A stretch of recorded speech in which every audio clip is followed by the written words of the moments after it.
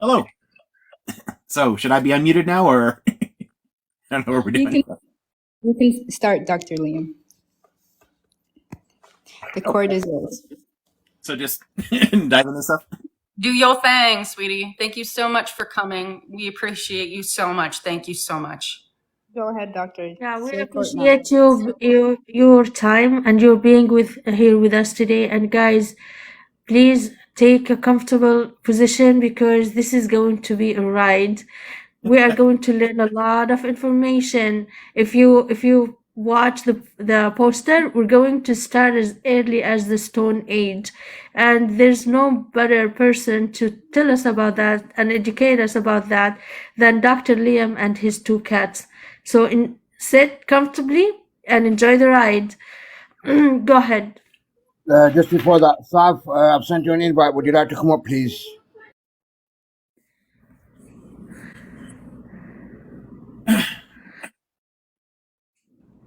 Go ahead. The floor is yours. Oh, okay. So there's a couple of disclaimers I want to start with. The first is that there's a lot to cover in the sense of it being kind of dense. I mean, this is going to be pretty compressed, but it's going to be a lot of weird stuff. And since I don't have like slides, I can't spell out names or whatever. It might sound a little odd at times, but just let me know ever if you're confused by a name or something. And I might have to think or stumble a little bit on chronology too, because we're going through so many different things that I usually address as very discrete topics. So what I'm going to be talking about in, say, any given 3-4 minute section might be half an hour or more in a class and have a whole lot more stuff and then images and everything else. So it's I realized in thinking about this morning that there's actually a real challenge in trying to do this in this kind of format. The other is, and this is for people that, because our identities get caught up in things, and in particular understandings, narratives, things like that, it can get a little complicated at times to look back into the ancient past, because there are differences between religion and myth and archaeology and history. They all deal in different areas, and a lot of things that were consciously myths in the ancient world have become religions in the contemporary world, and there are differences between them. Our understanding of religion and the way that we use it today is fundamentally different from the ancient world. So I may start off with a couple of thoughts on that to help out, because it's often extremely difficult for people to interpret, ancient texts and scriptures and whatnot within those traditions, because we're reading them in a way fundamentally different from the ancients. And when we talk about a lot of the ancient events, it can seem to people like you are delegitimizing this, that, or the other narrative. And realistically, that's a completely separate issue. It's not what is involved here, because it's simply that the history and the archaeology are different from the way that we understand things in terms of our own identities and our own religions. And you can always take anything that I say however you want, with a grain of salt, whatever. But yeah. That's the first thing I'm glancing at the comments. The first thing I see is, I think Professor is biased. That's weird. Granted, humans are biased by definition. It's impossible to be objective. But what you get out of the discussion here, and where it's different from questions of identity and different, religious and mythic narratives, is that I'm going to give you kind of a broad outline of the state of the art in archaeology and ancient history. What do we actually know of people? And that's really it. If you guys want to talk about what are the implications for the way people understand different things religiously, we can definitely have that conversation, but they're actually different things. I'm going to give you what is the current state of the art among scholars, and then we can talk about what other implications people want to take out of that. But please understand that they are different. Does that make sense as a disclaimer, at least? As I don't want to offend people or anything else. Professor, say what you want. It's your it's your time now. Please ignore the comments. I just happen to see what I was like. We'd love to hear you. Take your time. Fun to look down, you know. And then Was, just take your time. It's your live now. You can speak whatever you want. cool. Yeah, no, I just. It's funny in the sense that like bias is literally true. Like everyone literally is to some degree. That's beside the point. But anyway, okay. So in terms of a basic difference between contemporary understandings of religion and ancient myth, one thing we need to understand is that our understandings of the divine have evolved considerably over time. We are kind of hardwired to seek meaning. There's that already, you know, meaning, purpose, whatever. It's sort of a natural function of, you know, our brain structures. And so that's always been the case. But the way that it's existed, the way that we've done it has shifted over time markedly.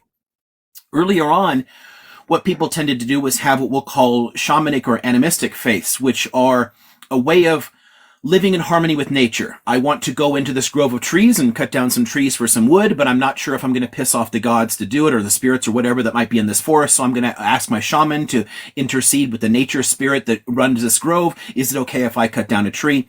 You know, it's like living in harmony with nature, which means most early religions reflect natural forces to one degree or another.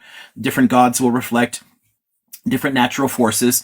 And as religions become, you know, as these things become more and more systematized, they take on some different layers that will start to look a little bit like our religion, but are still not, because we have to understand that all ancient religion and much of what I'm going to talk about, really, gosh, actually, the entire period I'm going to talk about, because we're only getting up to Rome. Geez. So yeah, everything we're going to look at here, the religion is much more pragmatic or practical.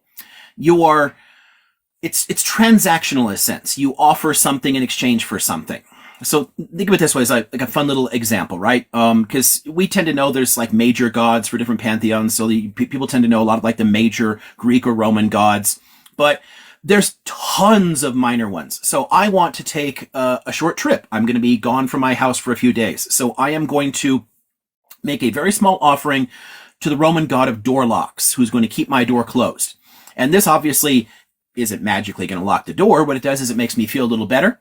And if I know that my ritual was done right and my offering was accepted, then no one's going to break into my house. And I can feel a little bit more secure about that. So it's very practical in many ways, which is why ancient cultures tended to have multiple and contradictory myths on different areas. So there's a lot of things that would look to moderns when we think in more religious terms, modern religious terms. If you're looking back at ancient literature, you're going to find a ton of things that just seem like, well, how the hell can that be true and that true? Well, they were true because they're true in different ways and they're used in different ways. We are reading into the past our own understandings, but our understanding of religion draws much more heavily on things that only start to happen in the late classical period. It shifts markedly in the way that we approach religions, and we start caring more about whether something is accurate and historical and factual than just true in more abstract ways. So try to keep that at least in mind as I walk through some of these things, because I will have to talk about a lot of these different ancient characters. And I'll just warn you right at the outset, in historical, archaeological, textual terms, things like Abraham are not intended to be real people. They're myths. The closer you get to us, the more likely there are sources for them, like an inspiring figure, somebody that may have been partly that thing, but also a lot of stuff gets added to it. This is true even with the figures as late as like, the 1st, 2nd century. So a lot of the things attributed to Jesus or Isa, scholars are positive he did not say. There's no person that would have said that at the time, that it was added in later. But it's very likely that there was a core preacher there with a number of important ideas that was there and active at that time. The further back you go, the less likely that gets. And some figures are kind of in the middle, and it gets harder to determine. So Moshe, Musa, may be based on a real person, but maybe entirely fictional, a myth. We don't know. And I've always been kind of divided on that, but I'll give you both understandings. But please understand too that that doesn't mean something isn't true, because there's something in a lot of the myths around people like Abraham or Moses that are actually very important and powerful because they provide certain things. They're important in building up identities and cultures. So we need to understand them on different levels, I guess. Is that what is the I sound? would like to Okay. ask something here. Okay. I was pulled up. I did not plan on coming up, but I was pulled up. But now I'm confused. I don't know what is this life about. I'm trying to understand what's going on. You talking about religions. You started with the ancient religions. Now we went down to Moses and Abraham. So I would like to understand how would we put all those religions in one basket, and how would we is this like judging religion session, or what is it exactly? What's No, what's going on here? So like I would understand what's happening here. I'm trying to make a distinction between our modern religions and the actual ancient myths and sources and history and archaeology that we're dealing with. What I was asked to do was talk about ancient Palestine today, which means I'm going to be talking through the developments of peoples on the land in distant antiquity. And oftentimes that it's not what we would tend to expect if we're only familiar with the myths from either, say, if you are coming out of a Christian religious background or a Muslim religious background or a Jewish religious background, you may only know it through a particular scriptural tradition and not through all the other ancient sources, not through all the other archaeology, not the way we have to look at the stuff sort of holistically. So I'm giving a disclaimer at the beginning because I don't want somebody to say, like, oh, this hurts my feelings religiously, because I'm not really talking about modern religions. It's sort of a separate issue from what I'm addressing here. Okay, Sorry, well, Dr. Lima. And then if you go could just ahead. give me a second, please, if we can just Sure. because we have been trying to host this for about a week, and we did have the platform, and we did Okay, take okay. Dr. Liam's time. So if we can just let him continue, and if you can just please, Absolutely. as You know, everybody else has been I was muted and just pulled listening. up, and I didn't know even why I was even pulled عنان up. But مرحبا yeah, مرحبا very عنان much. كيفك؟ عنان أخوي مرحبا كيفك؟ صلاح أهلا معك. أهلا أهلا أهلا أنا أهلا يا صلاح. صديق لزيد كنا في يا نفس جماعة المجموعة. يا جماعة يا جماعة It's I'll just okay. It's explain him okay. fast. It's okay. You don't have to. I'll just Okay. drop, and you guys keep on going. You don't It's have to okay. drop, Anan. You don't have to drop. That will boost the life. You being here will boost the life as well. I'm not honestly. I'm not interested on being on guys, a we live have that would guys. question the reality of Abraham or Moses. I can see where's this going. So thank you very much for No taking me problem. up. I'll just have to drop. Thank you. No problem. Have a good day. Bye. And that, in a nutshell, is exactly why I want to give a disclaimer, because if somebody is going to find it personally offensive to look at the scholarly consensus on it and not able to see how it's a different thing, then yeah, I want people to know in advance, because I don't want to trample on someone's religious beliefs or identity or anything else. You know, to me, they are distinct, magisteria. So Professor, please take your time. Say what you want. It's your live. Again, I say it. Sorry for the interruption. Please, no interruptions while the speaker is talking. It's his time now, please. If you have any questions, please leave them at the end, and give Dr. Liam some time, please. Thank you. okay, let's see. So I guess that gets my disclaimer part out of the way, and we know where at least the distinctions there. The first part that I'll throw at you guys, I can do in a few seconds, because humans have lived in that area for a long frickin' time. And one of the things that's most complicated is that we have to understand a lot of the later identities, cultures, nations that will develop on the land are composites made up of tons of people accreted over layers. One neat thing that you can see, really taking a long view in history, is that populations get established in areas and they seldom completely leave. But new people and or new ideas can come into an area and alter what's there and build on it. So there's tons of people, for example, in the UK today that are descended from Celts and Anglo-Saxons and Normans and everything else, but there's also a part of the population that goes back to the original like Neolithic and Paleolithic populations that first got there, because they just got assimilated. When the Celts got there, their language took over and mixed with people that were already there. So things tend to build up over layers. And that's one of the things that's complicated about ancient history for people, because we want to look at things that are closer to us, identities that we more easily understand, and we tend to forget there were people there before that thought of themselves differently from the later identities that emerged out of those mixes that build up. Now, just as a joke, since it's not relevant at all for us, we're not the first human species even to be there. We have Homo erectus remains going back 1.5 million years that have been found in Palestine. So yeah, that's quite a long time. And then for quite some time, between about 130,000 years ago and about 30,000 years ago, Homo sapiens and Homo neanderthalensis kind of like, took turns in the area. Like they were both there at different times because they weren't settled permanently. They were moving around. They're just migrating because they're hunter-gatherers, right? So they're mixing around and they're doing their thing. And, there's to some degree, Neanderthals and Homo sapiens mixed a little bit, but not too much. But they're just kind of like taking turns in the area. But that's neither here nor there. Let's get to our species, right? And more specifically, let's get past the Paleolithic hunter-gatherer phase where groups of people are moving around together in bands of 50 to 150 people and get to where we start experimenting with domestication, cultivation, and settlement, right? And the first settled culture that really is distinctive in the period in terms of its own material culture goes back 15,500 years or so. And that's what we tend to call like the Natufian culture. The names, of course, are all added later.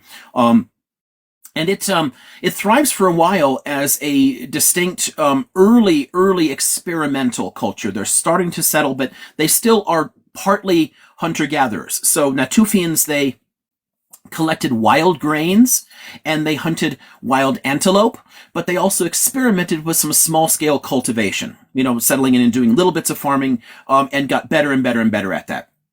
Which means that their communities tended to be based near springs and other water sources, different oases. One of those ends up becoming Jericho, what is today in the West Bank, in the Jordan Valley. And that has actually been continuously inhabited for 11,000 years. And if you don't think cultures have changed a lot in 11,000 years, I have a bridge to sell you in the middle of the Pacific Ocean because, yeah, it's a lot changes in that much time. But there are people, physical people living there that are descended from the populations that lived there that far back.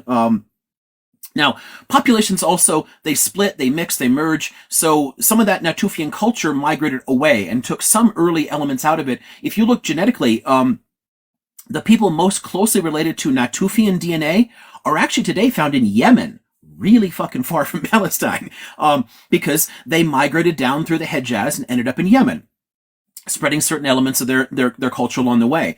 It's actually one of several things that has me leaning more toward, because this is something that scholars debate, is the ultimate origin of the Semitic language family. I tend to think that its origins are in the Levant, that where Palestine is may be have played a central part in the development of the entire language family. Because there's constant intermingling and mixing. And I'm going to give you some other examples of that and blending back and forth with like Mesopotamia and whatnot. There's tons of places where peoples are always mixing and moving around. But let's say, so we've got our Natufians on the ground there.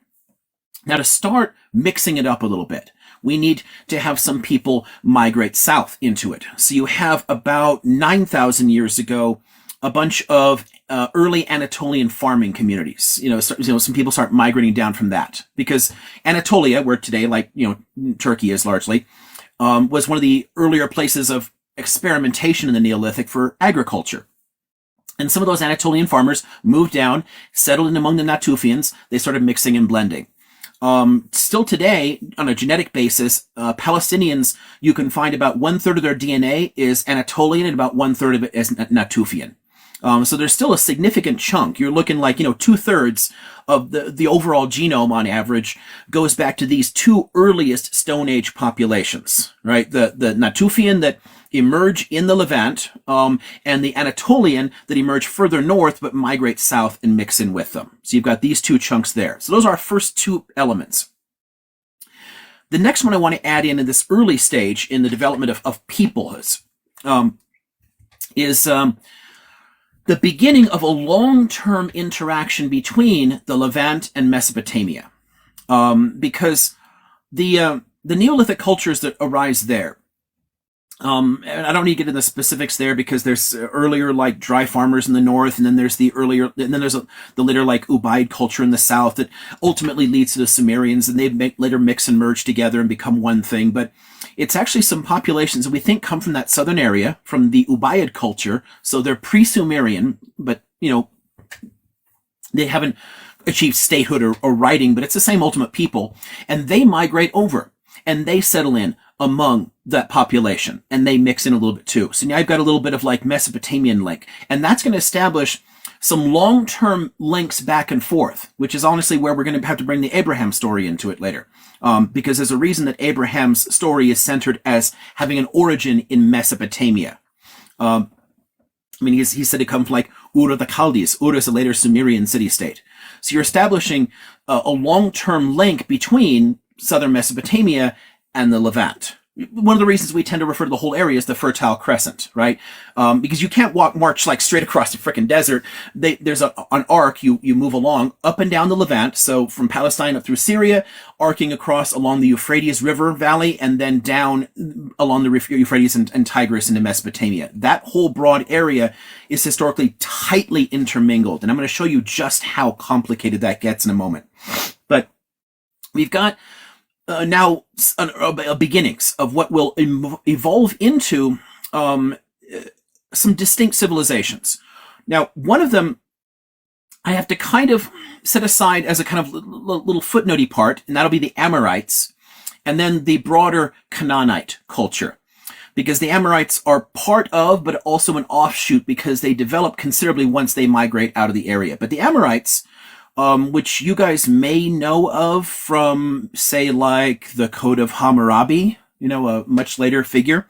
Hammurabi is not until the 18th century BCE, but the Amorite culture is known in Sumerian records as far back as 2500 BCE, and it's in the Levant. It's in the Palestine-Syria area. So the Amorites are there first, and then they migrate in and establish themselves, and they conquer the later Sumerian and Akkadian populations and mix them together. So you've got that going there, but it shows again one of these links back and forth, right? There's population exchanges. So we've had some like Ubaid peoples moving in, and then we've had the Amorite population moving the other direction. So you're building tighter connections. If you want to understand why much later developments in the Bronze Age, like Hammurabi, have so many similarities to the legal concepts in Torah, like you guys have heard an eye for an eye and a tooth for a tooth.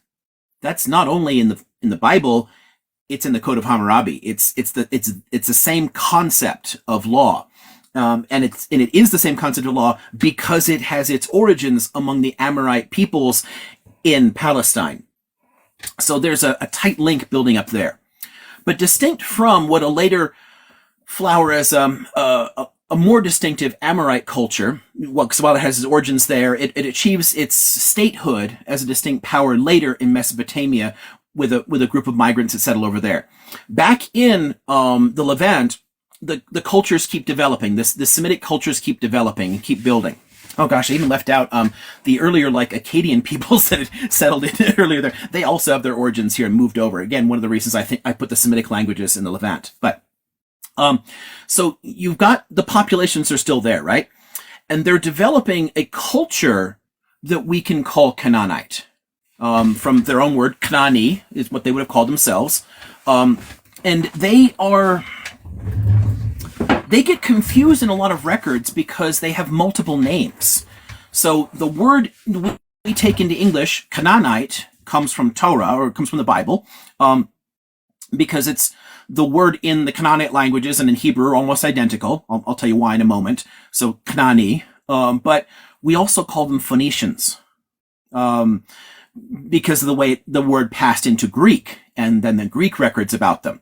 And we can also refer to them as the Punic culture or the Carthaginians, because that's a later version of exactly the same Canaanite culture. We have to understand that Phoenicians and Canaanites are the same people. We just use different names for them because of different historical interactions. So in the north, a lot of those cities interacted with the Greek world at a formative period in Greek history because some, archaic Greeks established some colonies. Ultimately, the Greek writing system comes from the Levant. It comes from the earliest, Palestinians, Canaanite, Phoenician writing system and evolved into Greek. But they settled there, they interacted with them, they took it back and it came into their language and it passed to us as Phoenician. But don't think that there are different people. It's exactly the same culture north to south. And cultures, what we're seeing build up there are a number of basic traditions, things that, people can pass along orally there, including certain mythic concepts, religious concepts. And there's a number of those that are going to be kind of important for us. I'm going to take us into, in a bit, the development of some distinct states, and out of states, certain identities, political identities can later form that will cause certain conflicts and they're fighting against each other. But we have to remember they're all originally Canaanite, because they share a common cultural origin. They just divide up later into separate kingdoms and start squabbling amongst each other. But the cultural elements are the ones I first want to talk about. Some of those things that are kind of common to them. And one of the things that I think is important does relate to the question of Abraham. Because when the stories later about the figure of Abraham put him as having a Mesopotamian origin, they put him at Ur and then migrating over. The main reason to do that is to show in the kind of sense, in the mythic sense, like for the stories that people tell about themselves, why there are so many common links between those Mesopotamian cultures and the Levant. The calendar that develops, the names for the months are almost identical among the Semitic languages that you see developing in Mesopotamia, like Akkadian, and the ones that still show up in the Hebrew calendar today. I mean, they have a common origin in this mixing here and among the Canaanites. So think about early currencies, weights and measures. There's a tap thing here. What is that? What is it doing? There's a thing that said tap, and it's like Second. Yeah. Can you Freedom? Could you pull the tap share thing up higher, please? It's on Liam's face. Okay. I was like, what is that? Put it trying somewhere. to fix it. Maybe here. Put it somewhere I'll or fix it. down. I'll fix it. You can Sorry cover about the that. cat if you want, or me. No problem. Okay. Gosh, what was I just talking about? Okay, so what'll eventually evolve into currencies. Here's a fun one, right? So you guys may have heard of the current national currency of Israel is called the shekel, and the shekels come from the Bible, right? So shekels are mentioned there, talents are mentioned there. There's terms used, and we tend to think that they're money, they're currencies. In the ancient world, they really weren't. Currency, as in stamped coins with a king's face and small, more precious metals, whatever. That doesn't show up until the 7th century BCE, and in a whole different civilization. Earlier on, you had you go from a barter system to standardized measures of grain.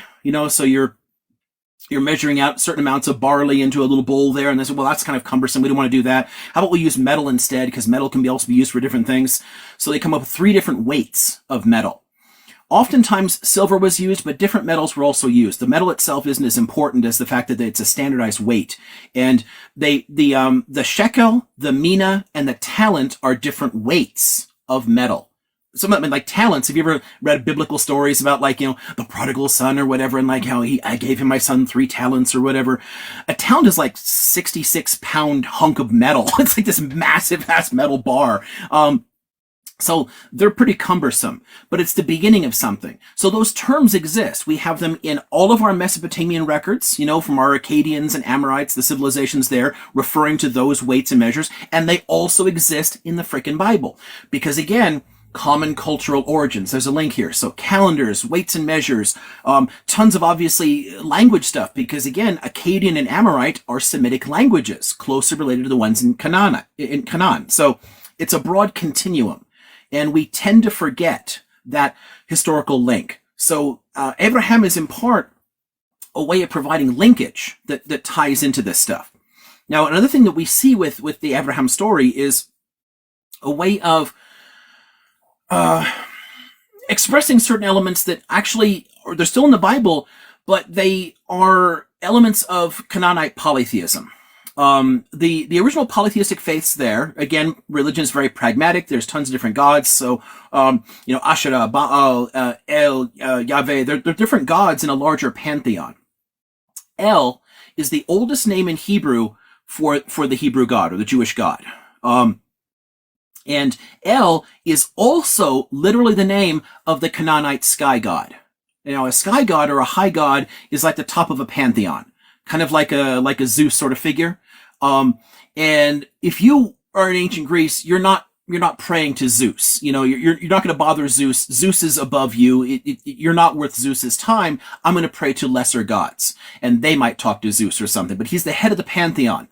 And those kind of sky god or high god figures, they tend not to interact a lot. They tend not to be, really active gods of history. They tend to be a little bit remote, and you can see some of that reflected still in the Abrahamic covenant, because the deal made there, and it's important to understand that this is more of a henotheistic covenant, and I'll come back to that in a moment, but the deal made there is actually quite simple. Worship only me, and I will see that you become a great nation. But you don't have a whole long list of laws and rules and things to follow and what all to do. It's just not there because there's not a lot of direct interaction. And El's not promising, I'm going to show up and totally fight battles for you and everything else like a lot of later gods do. El is a much more remote god, but El is literally the Canaanite sky god. So let me come back to El in just a second. Before I go too much farther. Oh, what was that? Oh, okay. Before I go too much farther from this, and I'm getting to a nice breaking point in a moment too. So just so you guys know, because I want to by large eras, I want to break. So at the end of laying the earliest cultural foundations for the Canaanites, I'm going to pause for a minute. Another thing I want to link into the Mesopotamian context is the flood and destruction narratives that we have. A lot of us are more familiar with the Noachi deluge that's present in the book of Genesis, right? And from there is part of all three Abrahamic faiths. That story also exists in very old versions, like in versions that took their final written form earlier than the Torah did, but they come out of some common origins for it. The key here with that, and why we should put the earliest development of this legend more in Mesopotamia than in Palestine, is that the Euphrates is a hella difficult river to live near. If anybody knows where today Kuwait and Basra province in Iraq are, they don't exist in the ancient world because the land that's literally part of the Gulf still. They're carrying so much silt, so much soil is being carried out of the mountains by the Euphrates that it's literally adding land into the ocean. But silting, the way rivers will silt up, it's carrying the soil along, but it drops into the lake bed as it's going along, and it'll start to silt up. The level will rise. You guys know that water follows the path of least resistance, right? So if it silts up too much, the river's going to change course and go around, right? And that might mean it goes right through your fucking town. There is at one point an 11-foot high silt layer in the city of Ur, where the city was completely fucking buried for a generation, and they had to start over. It just piled on dirt everywhere. This is something that they would have been well familiar with, which is why in the Atrahasis epic, and I saw somebody, it went by quickly, somebody also mentioned Gilgamesh. This is two different flood narratives that both exist among Mesopotamian populations. Right? So they're both there. in Atrahasis and in Gilgamesh, and some small details are different, the names are different of the people. In both cases, you have the great god Enki, who is a god of fresh water, coming and saying, hey, Enlil is going to flood you all out. He's like, humans are partying too much, making too much noise, and he's pissed off. He's going to destroy you. Build a boat, get your wife, grab some animals, and you'll survive. And then repopulate the world. And that might sound familiar from the Noah story, right? In both of those cases, you can't give the sort of moral lesson that Torah gives or that you're going to get in an Islamic or Christian context, because the gods can't promise not to do this again, because the environment in Mesopotamia is really hostile.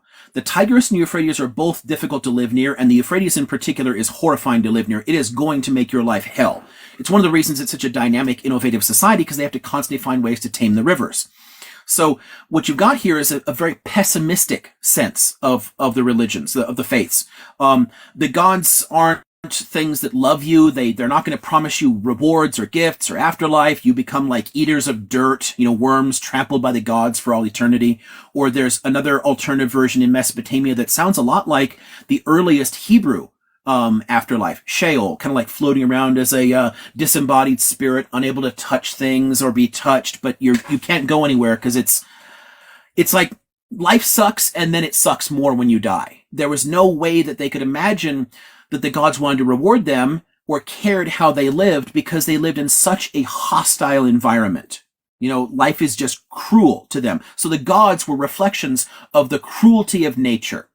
And that cruelty of nature is embodied in these flood narratives, as well as tons of other stories about destructions by plagues and other things that happen. The gods are fucking with you all the time.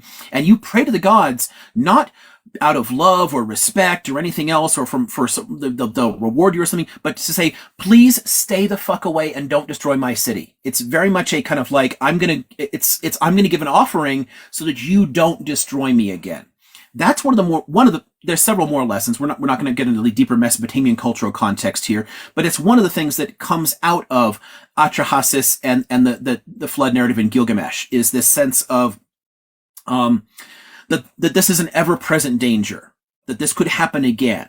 But when the story finally shows up in a Levantine context and appears in the book of Genesis, it can't have that, which is why you end up with, I'm going to promise not to do this again. Here are my 7 Noahide laws. And, we'll find out some other way to resolve our problems going forward. I promise never to destroy the world again. Because in terms of the geographic context, a flood makes no sense in the Levant. You guys know the Jordan is kind of like a stream, basically. It's not a big river. It's not some wide-ass, unpredictable, chaotic river that can destroy the land. It's below sea level. It's a very small river. So there's no way to describe a flood that could always come back. So if you're going to adopt that story, you're going to give it a different moral lesson. And the lesson there is God cares about what you do. God cares about your wickedness and your sins. God destroyed these early sinners, and God is promising never to do this again as long as you are faithful to him. So it's based in the same kind of narrative structure, but it takes on a completely different moral character for the story that gets passed on in that cultural framework. So that's why there's a difference there. But it again shows the sharp links between Mesopotamia and the Levant, that they're constantly sharing and exchanging ideas. The last thing I'm going to do before we I do a first little break for questions, because I know I've hit you with a ton of shit already in the first half hour, is a little bit more about the pantheon. So El and the other gods. So El and El existing again in Torah, in Hebrew, right? And not only is El, but also is like El Elyon, and El Shaddai. So El the Most High, El of the Mountains, because it all goes back to El. But also very commonly you have Elohim, right? And Elohim, the I am is a Hebrew masculine plural. What it means in context, in that Canaanite cultural context, is El and the Council of Gods. So like it's like Zeus and the Olympians. Elohim is like saying Zeus and the Olympians in a Canaanite context. It's later going to be taken as an exception, so we'll translate it as Lord or whatever. It'll become like God, a word for God, and it'll be understood as like, well, it's not really a plural. It's an exception. It's still monotheistic, but One thing that stands out through the entirety of Torah, the first 5 books of the Bible, but in this case, very specifically, I'm pointing to Genesis, there's actually no statements in Torah of monotheism because the concept hasn't been developed yet. It's going to evolve toward that. We're going to get there, but Abraham is in context creating a henotheistic covenant with El.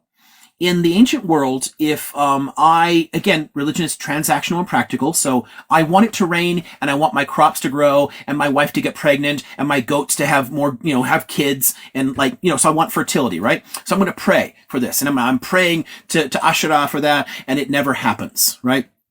And,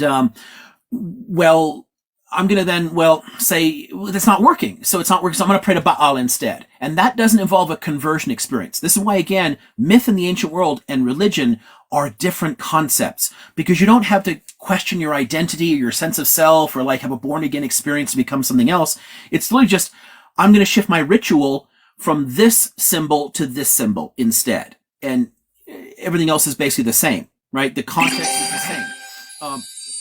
So that variability is there.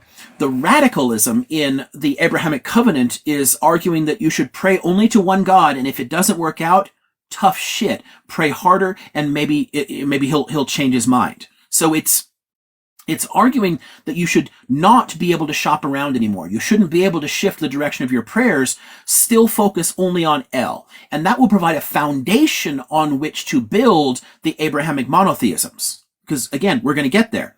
But it doesn't start that way. It starts off within a Canaanite polytheistic context, and with some groups of people starting to say, we're only going to focus on El, and we're not going to shift to different gods if things don't work out properly. And we should also understand, and if you read the text directly, literally in its own language, I'm talking about Torah again, pardon me, and you don't use a lot of the euphemistic language that a lot of rabbis prefer in translations, or a lot of Christian Bible renderings that kind of paint over a lot of these things. The gods appear in very anthropomorphic forms in Torah. They have bodies, they have personalities and characters, but they literally have bodies. And they interact. I mean, there's literally a point where El is wrestling, with one of the patriarchs. I mean, it's that's where the word Yisrael is going to come from, to struggle with El or to wrestle with El. I mean, they literally have forms, and God had a wife, because all of our earliest faiths, they do reflect some of the earlier understandings of religion before we begin to settle. When people start to settle and do settled agriculture, patriarchies develop, and it's largely a consequence of private property and land.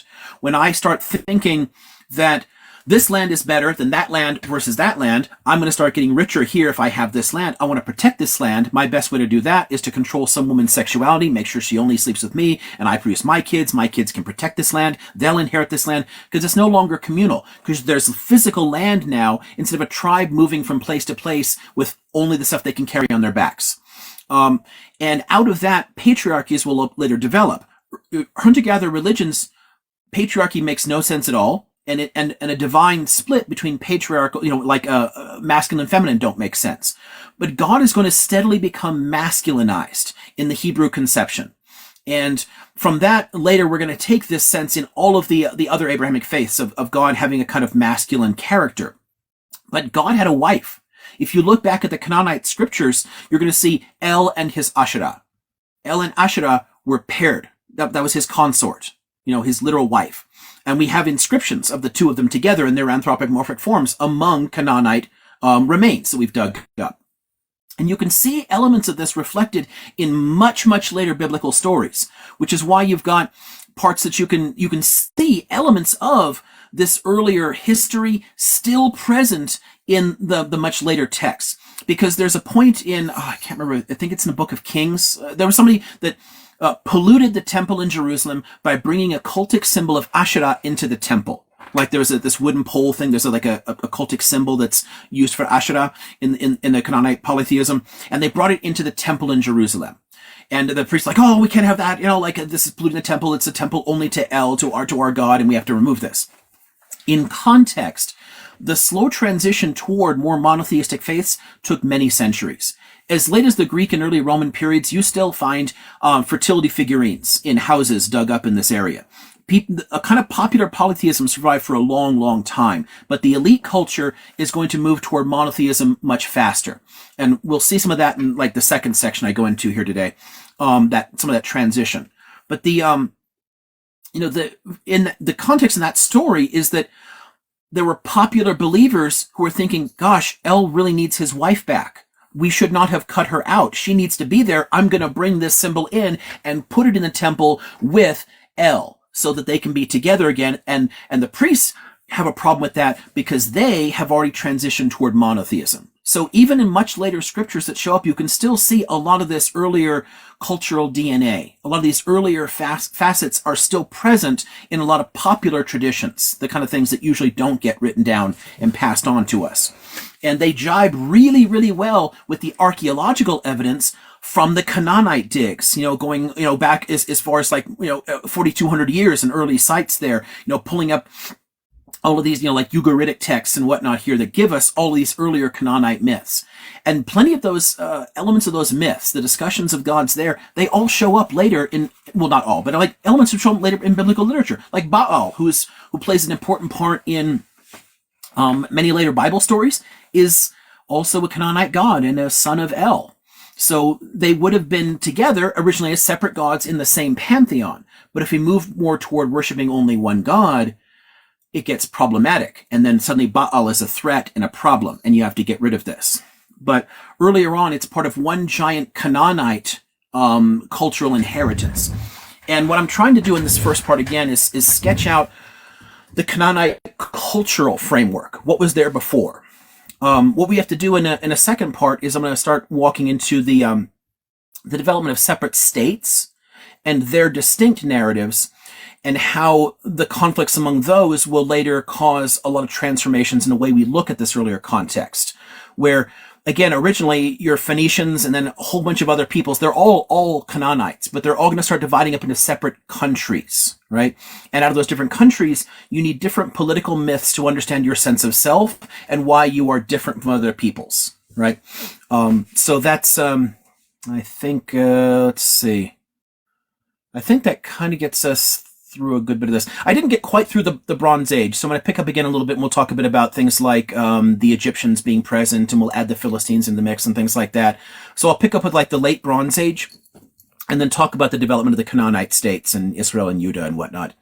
But I think I should probably stop there, because I think just the discussion of El and the Canaanite cultural context might be confusing enough that there should be some questions, and maybe people want to throw things at me or something. But I'll pause here, Freedom, or whoever wants to understand.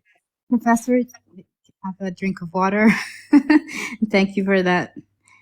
Thank you for all that. If anybody has questions for the doctor, please write your question down in the comments. If anybody has questions. Someone had asked, and I took a few notes. Wants to know, what books does Dr. Liam suggest on this topic? What? Shit, that's hard. Most of them. This is going to be difficult. Well, most of let's see. The entirety of this shelf, portions of this one, portions of this one. They're all about this origin of what will eventually become the Jewish faith. So there's a lot here, but most of this is written very much for specialists. So they assume a high level of understanding of the original Hebrew biblical text as well as the other archaeology, because they're referring to all this kind of stuff. They're really taking a lot for granted. There's not that many that that are written for a popular audience. I think this only covers portions of what I'm talking about, but this is good because it is actually archaeologists writing for a popular audience. They're aiming for like, hey, can this get on the New York Times bestseller list? Where most of this shit is written only for other scholars, and it has just tons of footnotes in different languages and gets really, really difficult. But if people get interested in specific aspects of the archaeology, different parts of it, and they don't mind that, yeah, I can point to tons of great texts here, like, Smith's books are good on this, some Deaver's books are good on some of these. There's a bunch of stuff here that's actually really good, but, I mean, it demands a lot more pre-existing knowledge. So, but this is at least a decent start for some. Like it sketches out some of the points I'm hitting here. Awesome. Thank you. Someone else asked, what courses do you teach, Doctor? Oh gosh. Well, related to this talk right here, I teach the ancient Mediterranean. So I teach, the Mediterranean world from the Neolithic through into the early Arab period as a distinct course. I also teach courses on the long-term history of the Levant. So I teach a 4,000-year history of Israel and Palestine. And I teach a Christian and Islamic origins and the golden age of Islam, and that also touches on some of the stuff that you can head to for this region. But yeah, they cover a few other areas. I have 1 foot in the ancient world, 1 foot in the modern world. So I also teach the modern Arab world, and I teach modern Europe. So it's pretty. Yeah, it's split between the two, But yeah, the whole ancient Near East stuff, the ancient Mediterranean, is pretty directly relevant to what I'm talking about today. And that course is also that course is cross-listed in religious studies as well as history, for probably obvious reasons. Okay, so Hend in the audience is asking, I have quite a bit of pre-existing knowledge on Jewish history, so what would you recommend? Goldie, give us 1 minute. Lulu's got the questions written down. No, Yeah. that's fine. Let her Can keep we going. also ask in the panel, or you can't? Yes, you can. If you have a question, in the panel, you can ask your Yes. question. Yes. Okay, guys, so wait, hold on. Let's Goldie already asked a question. Let Dr. Liam answer it, and then we can go to Salah. So we just have someone in the comments that understands, Doctor, who understands a little bit, has studied the Jewish religion, and just wants one book. Whoa, one. Oh shit. I don't know I can do that, but I can give a handful. But also, then in the next section it changes. So, for example, I haven't talked about Moses at all yet, and there's important ones on the development of that idea. So, but in this part I was already talking about. So this far back, let's see. Actually, I should play. Well, this is all different when it's not my own life. How do I flip the camera around? Does it show this? No, it's backwards. How do I flip this thing around? I don't know. Just press on your box, and there should be a little camera thing that would flip it. You just turned off your camera. No, I don't. Yeah, as soon as you turn on your box. Oh, there's a little circle yeah, thing. to flip it. Yeah, it looks like a little. That do it? But then turn on your camera. Did that no? That didn't click. Oh, I have to save. Okay, save. It's right beside the camera. No, that's the wrong one. That's going. There That's you going go. in the wrong direction. No, No, that's the different camera. This He is the one wants that the turns- direction of the camera. Yeah, I to can't change find the it. flip. One changes the direction of the camera, to the other camera on the phone, and the other one just turns it off. I can't find the one. I that flips don't think you have this option here. Yeah, don't I think I it's do. only when you're the host. No, oh well, I'm pointing the wrong thing. Come on, go, save. Okay, well, so Myth of the 12 Tribes of Israel covers some of this earlier period here. So there's that. That's by Tobolowsky. Let's see what else fits in this period well. Oh gosh. No, that's hard. Okay. Mark Smith's The Early History of God walks through a lot of the Canaanite context for El. This is a good classic. I still have tons of notes sitting in this one. Let's see. We're not there yet.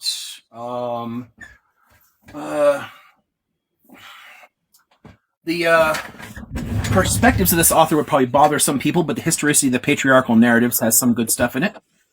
But I think that's probably like good for that part. On the Canaanites themselves, there's a whole bunch of stuff. So like, Canaan and Israel in Antiquity by Knoll is pretty good there.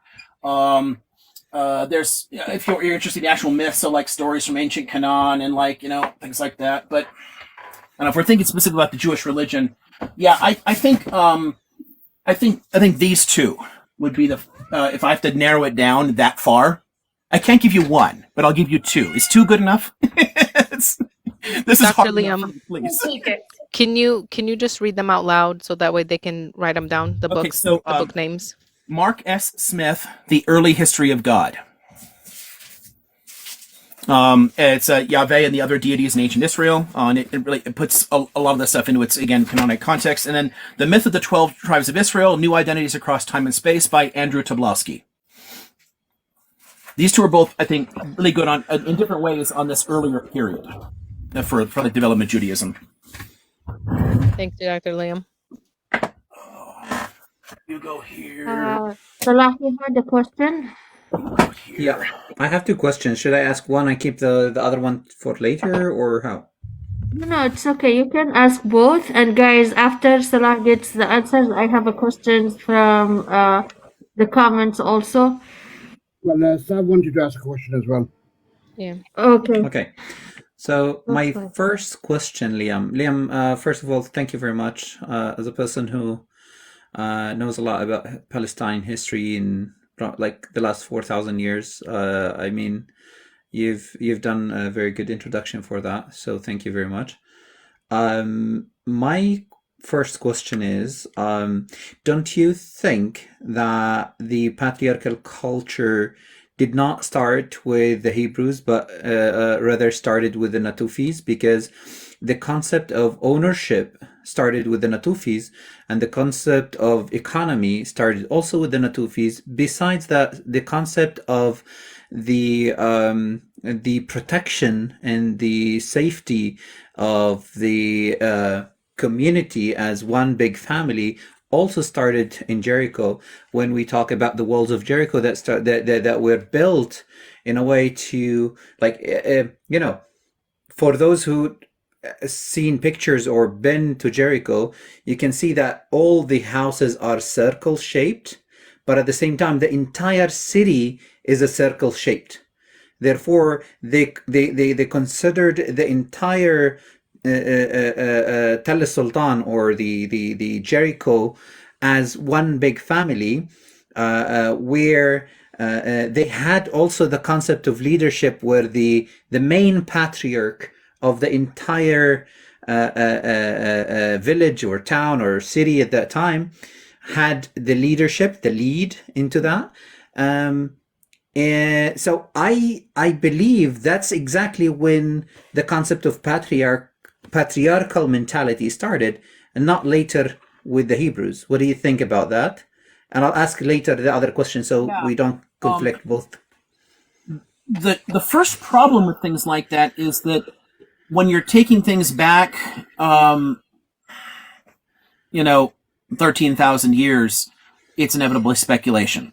So there's no easy way to do that, and the ideas have shifted a lot, and there are all what we can see, what has survived and passed into us through, Jericho and that context there, is obviously mediated by not only the Canaanite culture but also the later Judahite culture that was in the area as well. I mean, there's a lot of things that have developed in the time since then that make it very difficult to push back that far.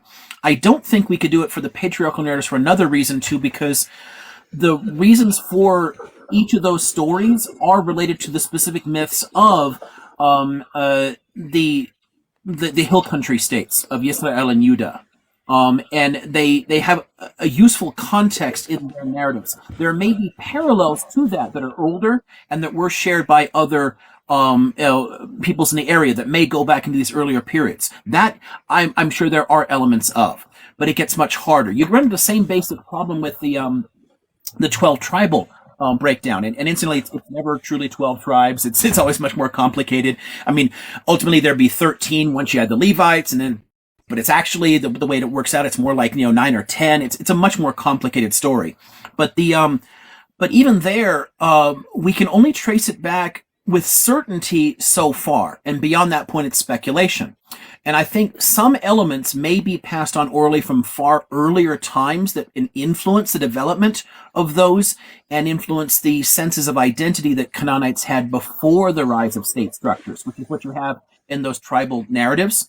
And some of that may go back pretty darn far, but we can't really say with certainty anything like that. And it's hard for me to make those kind of assessments, because I'm constrained much more by where is the best evidence going to take us. And if you're talking about cultures that are 3 times as long as writing has even existed, we can only guess what things passed on and what things didn't.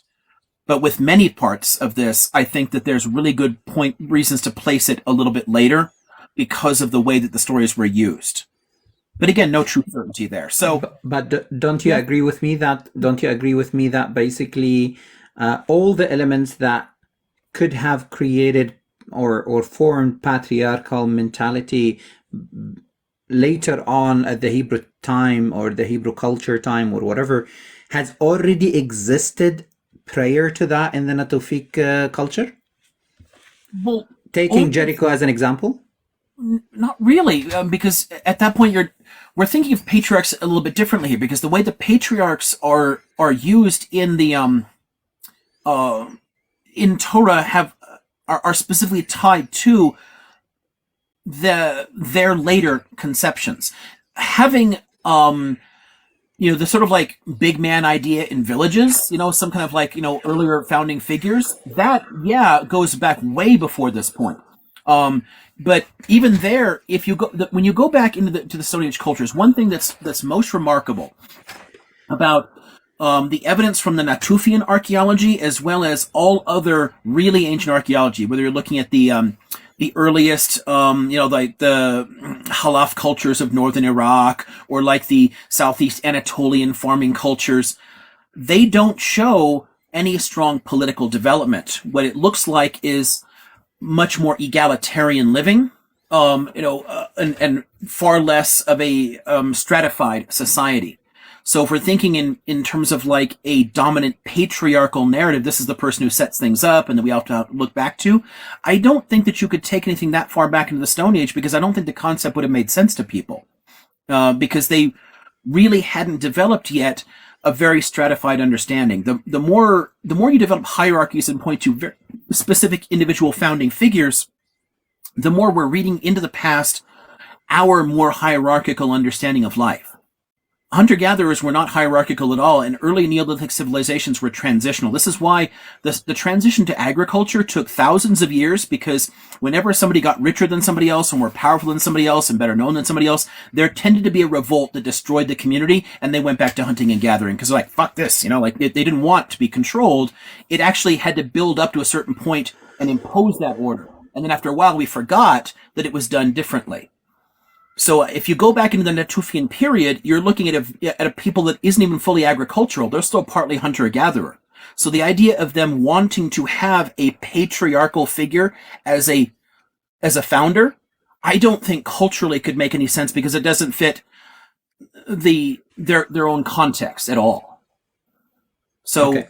in that I'd have to disagree. But I do think some elements of like the tribal diversities and whatnot in the area probably long predate the much later Canaanite forms that eventually evolve into the Hebrew biblical forms. I think there may be elements of those scattered local identities that still can tenuously be connected into this. But I don't think we can do anything with the patriarchal narratives at all now.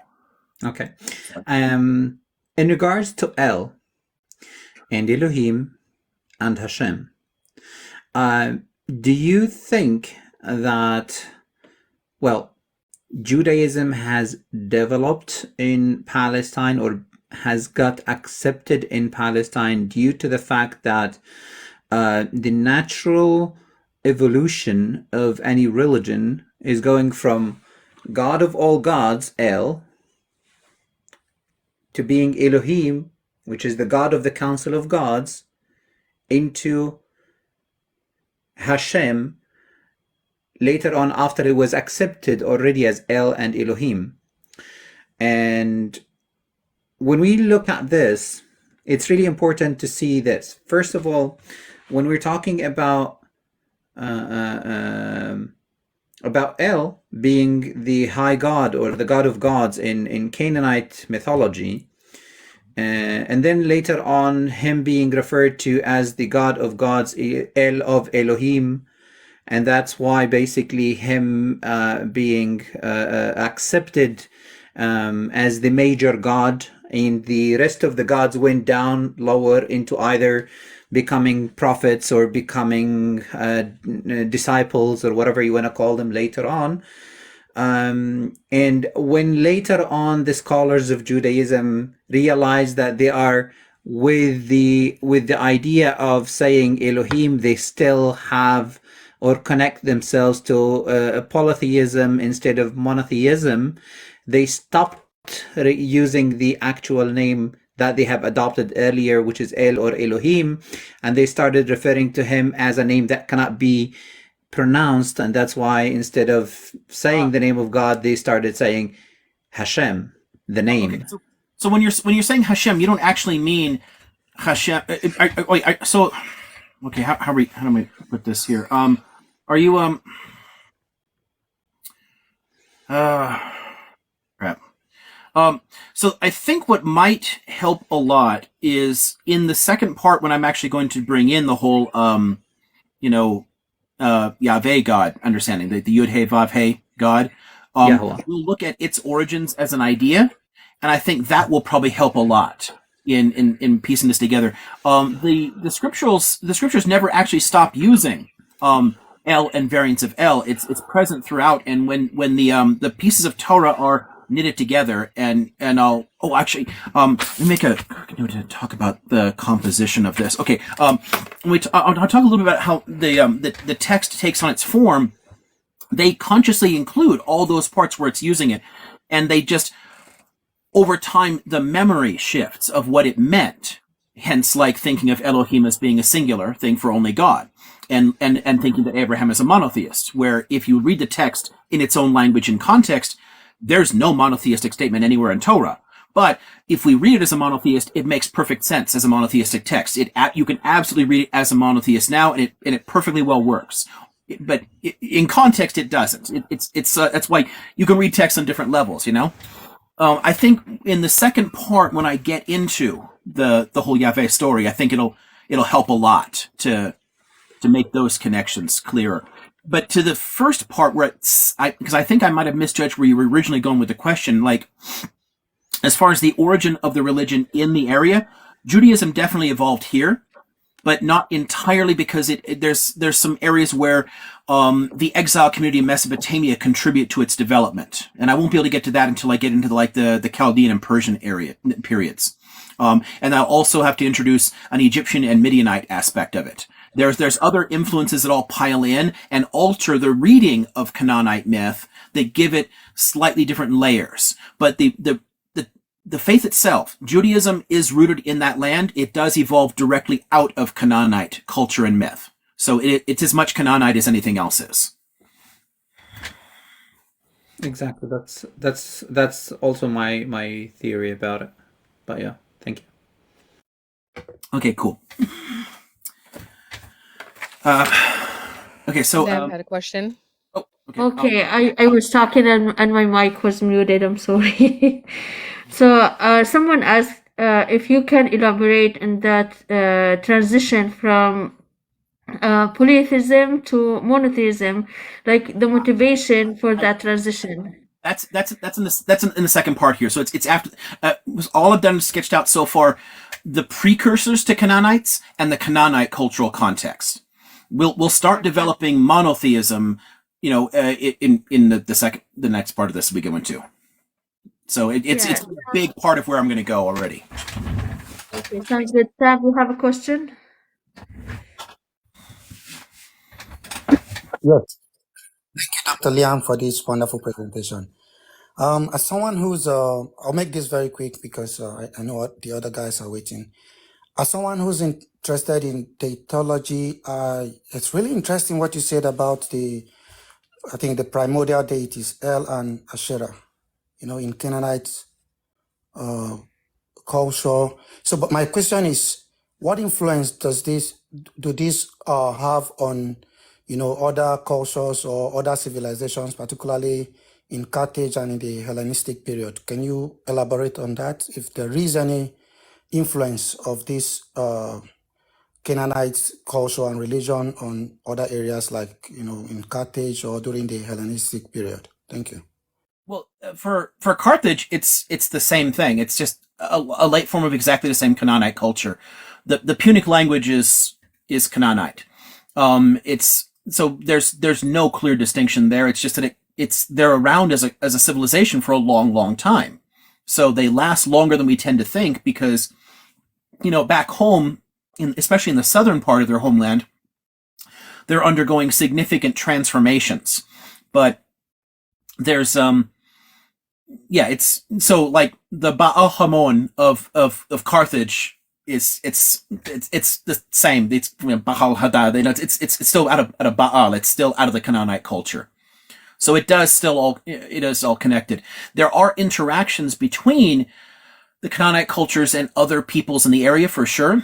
There are actually influences on the early development of Greek. So in the Greek Archaic period, there are places where there's this whole what we call the Orientalizing period of the development of Greece, where there's significant Egyptian and Levantine influences. So it plays a part in some of those developments. And there is a kind of back and forth between Egypt and the Levant. So there are places where Egyptians influence later Levantine culture. So some late Canaanite burials actually involve Egyptian-style sarcophaguses with a mix of their own writing system and an Egyptian-derived writing system on them. They're literally mummies in fucking Lebanon, where they borrow those ideas. But there's also periods where earlier on there were Semitic migrants from the Levant that settled in the Nile Delta and lived among them and contributed ideas into Egyptian culture as well. So it contributed to their development. So it's a kind of like bilateral exchange between Egypt and the Levant and Greece and the Levant. There's movement in both directions. So yes, to the question, are there other connections to the Canaanites? Do they have other influences? Definitely. But for the Carthaginians specifically, they're just a continuation of the earlier Canaanite culture. Oh, yeah. Wow, that's awesome. Because I mentioned those two areas specifically, but is there any other area of contact? Did it have any contact to other areas apart from these two I mentioned? Albeit Greece and Carthage. Is there any other one, like maybe you mentioned Egypt, but outside Egypt, is there any other area that this Canaanite culture had influence? That influences Canaan or vice versa? No, I'm talking about the Canaanite culture. Which other area did the influence spread apart from the ones you just mentioned? I'm saying, are you looking for other areas that the Canaanites that they influenced or that influenced them? Yes. No, that they influenced. Really, just the developments in Mesopotamia is the other major one. There is movement back and forth, and but the cultures eventually go extinct. But there is one very small genetic contributor that we find in Palestinians is the original Chalcolithic Iranian. The peoples that have later evolved into the Elamites. But there's no easy way to make a direct link between them. The Elamite connections we see is they're right next to the Mesopotamians. They exchange ideas there, so it'd be impossible to really separate what they could have got from Canaanites or vice versa. I think it's much more likely that the Elamite and Sumerian cultures were heavily intermingled. But that's at least possible, pre-Bronze Age kind of like exchanges establishing there. And there's definitely interactions across Anatolia, but the cultures go off in wildly different directions. So their later developments, they don't really share the earlier connection, but there is bilateral exchange much earlier on between Anatolia and the Levant. But I don't think we can document links there. The only places where you can easily, historically, and archaeologically document links is between Canaan, Mesopotamia, Greece, and Egypt. Those are very clear. Everything else we're looking like pre-literate, possible cultural interactions. That's all for now. Thank you. Okay, perfect. So, Dr. Liam, we're gonna give you a 5 minutes break where you drink some water. Good. Okay. So, guys, now we are like 153 people. Please keep tapping, keep sharing. We're still at 174 likes. Please keep tapping. Okay, and